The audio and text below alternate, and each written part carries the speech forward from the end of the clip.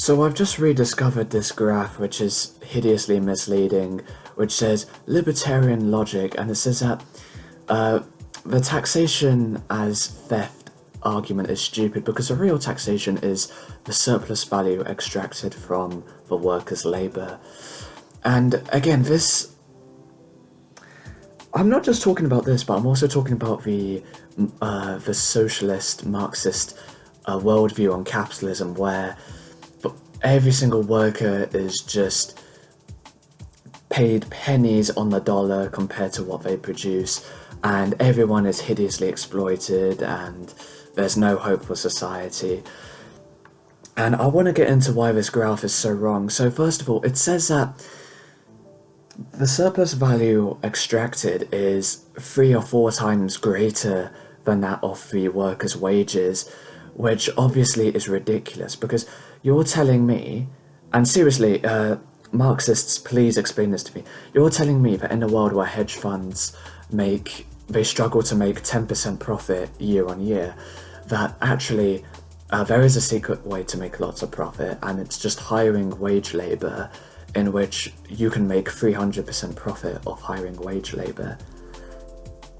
And yeah, it's ridiculous, because if that was the case, then everybody would try to create their own business, and everybody would try to hire as many workers as possible, because by definition, according to this graph, hiring as many workers as possible means maximum labor, which means maximum profit, and profit is going to be 300% compared to the wages.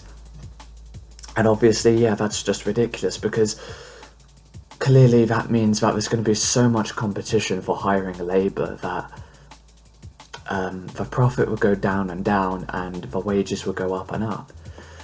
And I've been listening to the audiobook of Das Kapital Volume 1, and on the labour theory of value, one thing that I find quite puzzling is that it is said that a commodity has value because useful labour has been put into making the commodity. But then that begs the question, okay, but how do you know what the value of a useful labour is? You just wouldn't know, would you?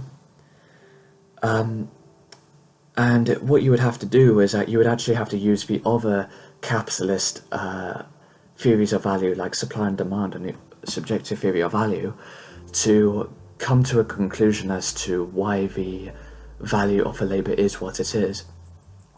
The Austrian method is actually a lot better when it looks at a problem from the opposite direction, in which it says that a commodity has value because it's been purchased by a consumer, and because a commodity is value, the labour that's been put into making the product has value.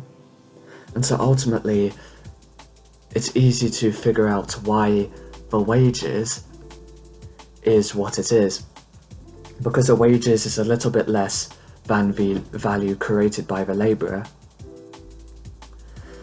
And yeah, the Austrian method of looking at value is a lot simpler, because obviously it starts with the consumer and makes its way back to the labourer's value, the value created by the labourer, and it's a lot simpler.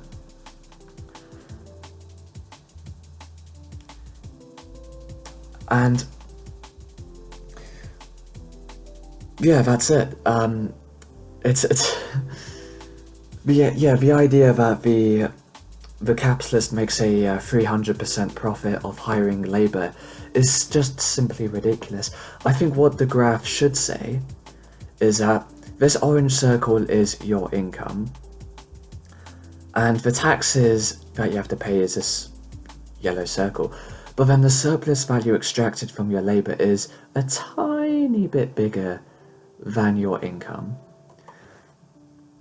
Because the idea that employers are making 100% profit or 200, 300% profit of your labor is just ridiculous. In reality, maybe they make 10% profit. And the hard pill to swallow is that low-skilled labor just doesn't produce that much value, because the product that is produced by low-skilled labor it just doesn't have that much value in the marketplace. Anyway, I guess that's it. I haven't had much time to make a more detailed video because I have a lot of work to do as a software engineer. If you think I'm right or if you think I'm wrong, let me know what you think in the comments. And yeah, I'll make another video next time. And yeah, bye bye.